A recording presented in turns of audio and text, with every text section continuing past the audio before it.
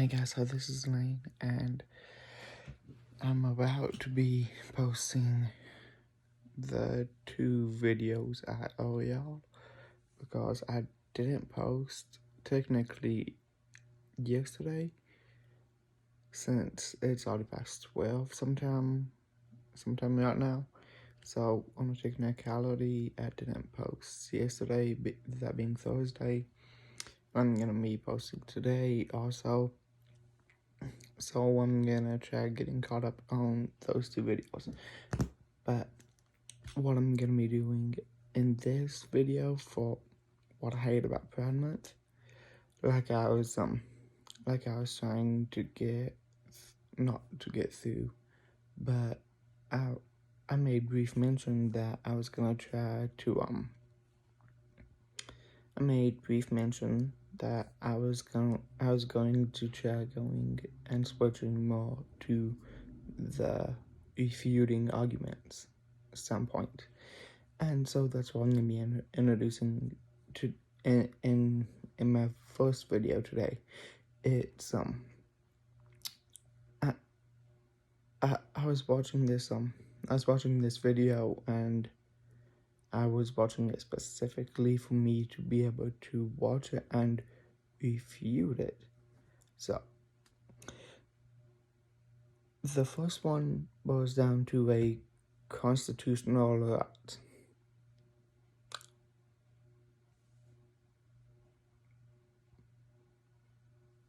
They want equal rights. But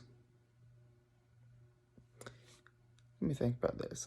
I'm no mathematician, but out of all the years we've had the Bill of Rights, that includes all the first 10 amendments, up till I think the earliest it was legalized in one state was either 2002 or 2004, and that's it, the earliest. And I'm not saying it didn't happen before then, but that was civil unions, as they called it. But we really broke off from the Bible in 2015 when nationally we legalized it. That's bad. It's bad enough when it's legal in one state, let alone all 50 states. Alright.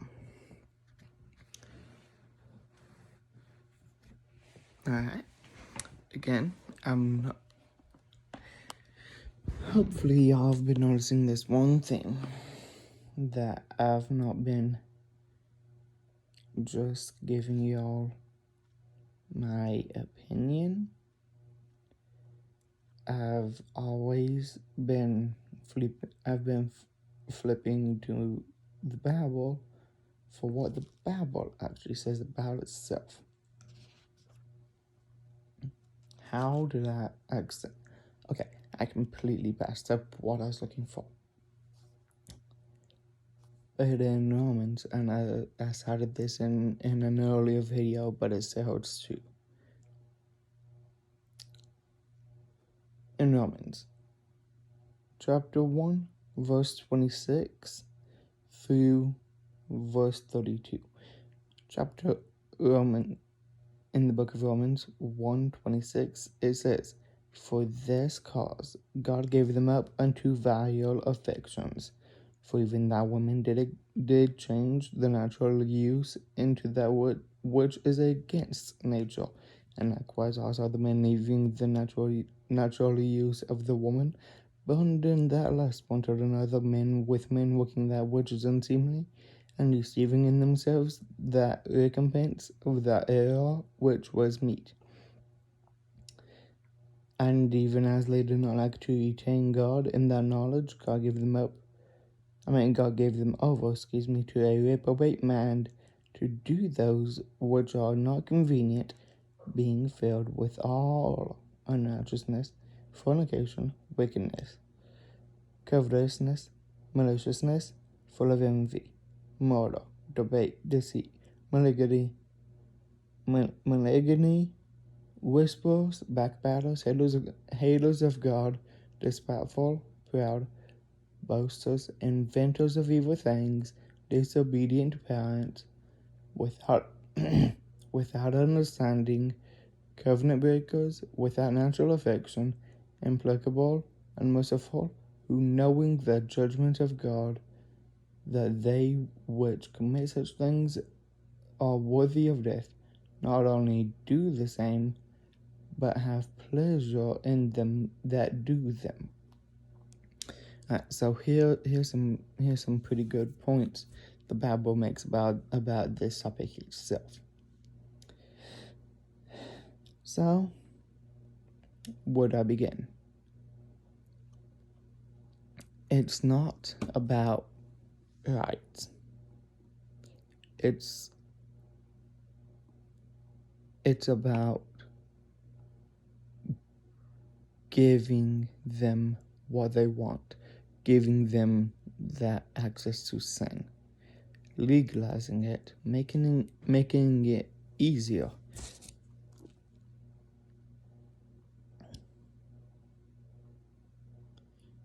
Verse 28 says, and even as they did not like to retain God in their knowledge, God gave them over to a reprobate mind to do those things which are not convenient.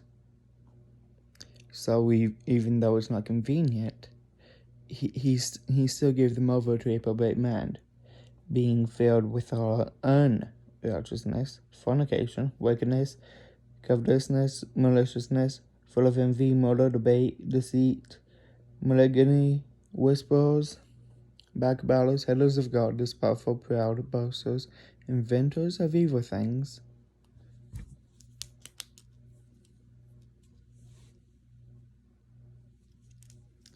What was that?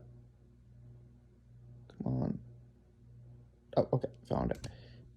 Disobedient to parents, without understanding, covenant breakers, without natural affection, implacable, unmerciful, who knowing the judgment of God, that they which commit such things are worthy of death, not only do the same, but have pleasure in them that do them.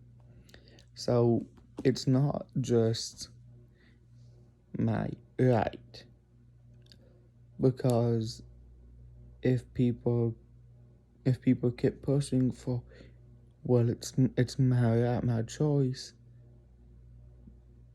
If somebody, good example, full-term abortion. If somebody can, even after a baby's been born, choose to kill that innocent child right there on the table, how could you sit back and say, well, that's wrong, but I mean, that's okay, but it's wrong for somebody to kill me? It's just as bad, if not worse, for somebody to kill an innocent child than somebody like me or my family, just anybody. I have no problem with me bringing my stuff down to personal levels. But with that being said, at what point do you stop calling things a right? Just because you want to do something don't mean it's a constitutional right. And the second point they tried making is marrying who you love. But again, it's not me being politically correct. Like Cody Zone may mention, and by the way, if you don't know who he is, please look him up. He's under, let me think, what's the name of it? Bible Missionary Baptist Church. He's also on YouTube. It's really good. But where is it? Come on now. Alright. Right here.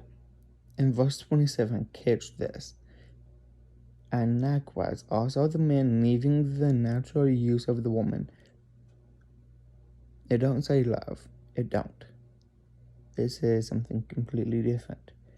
Burned in their kitchen. Lust. That's it. Burned in their lust. Wanted another men with men working that which is unseemly and receiving in themselves the recompense of their error, which was meat. So actually, it's not love, it's lust.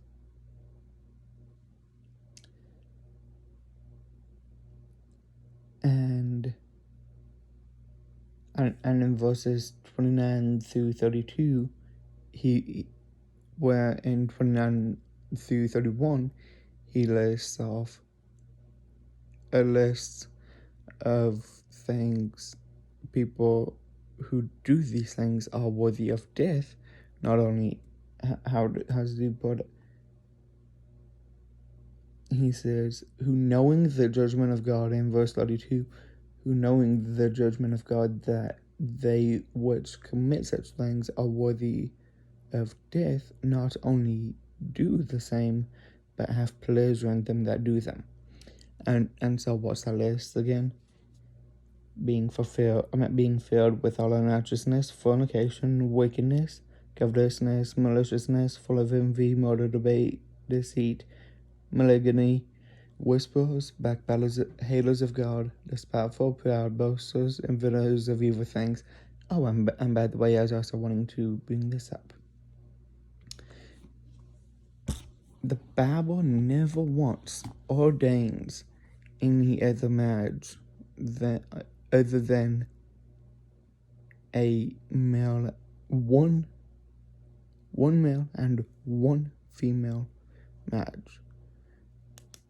And yeah, back in the Old Testament, some kings like Solomon got wives and concubines. I'm not saying it's right, but King Solomon, with all his knowledge, with all his wisdom, he still made that foolish mistake time and time again, because he wanted peace, he wanted money, he wanted things to be easy. He didn't want to have to deal with that. So they can most certainly fall under inventors of evil things, as the Bible calls it, because if God wanted two men or two women to start this planet out, why didn't he?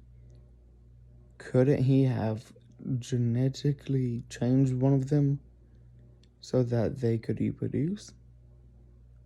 Because he's got it out, so he'd know how to do it had he chose. He knows all things. And the Bible clearly makes mention that he knows our thoughts while they're yet afar off. So with that being said, he knows our thoughts while they're yet afar off. How much more would he know the redemption plan before the foundations of the earth, before he ever thought about laying the foundations of the earth? But, so yes, that most certainly falls under inventors of evil things, and the devil loves to put a spin on what he calls marriage. Disobedient to parents, without understanding, covenant breakers, without natural affection. And in verse 26 and 27 it says, for this cause God gave them up into vile affections, for even that women did change the natural use into that which was against nature, and likewise also the men, leaving the natural use of the woman, burned in their lust, wanted another men with men, working that which is unseemly, and receiving in themselves that recompense of that error which was meat. So it's clearly he even in verse 31 brings that back up against them.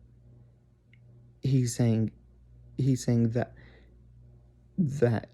yes, I just mentioned these people, and these people, catch this, verse 32, who knowing, they know, who knowing the judgment of God, that they which commit such things are worthy of death, not only do the same, but have pleasure in them that do them. So I'm not just saying that if somebody's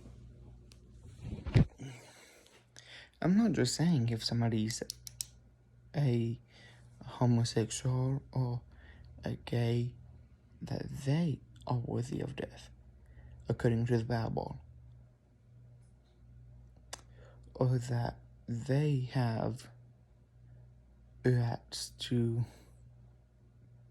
do as the Bible